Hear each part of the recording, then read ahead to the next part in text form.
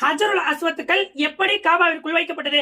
காபாவை புலர் நிர்மாணம் செய்யும் போது மக்கள் மத்தியில் மிகப்பெரிய பிரச்சனை ஏற்படுகிறது. நாங்க தான் ஹஜருல் அஸ்வத்துக்களை தூக்கி வைப்போம்னு சொல்லி ஒவ்வொரு சமுதாயமும் ஒவ்வொரு குலத்தாரும் சண்டை போட்டுட்டே நிக்கிறாங்க. இறுதியாக பேசி மக்கள் ஒரு முடிவுக்கு வராங்க. இந்த திசையை நோக்கி கையை காட்டி யார் இந்த திசையிலிருந்து முதலாவதாக வருகிறார்களோ அவர்கள் சொல்லக்கூடிய மக்கள் தான் ஹஜருல் அஸ்வத்துக்களை தூக்கி காபாவிற்குள் வைக்க வேண்டும் அப்படின்னு சொல்லிட்டு ஒரு திசையை நோக்கி கை காட்டிட்டு அங்க பாத்துக்கிட்டே இருக்காங்க.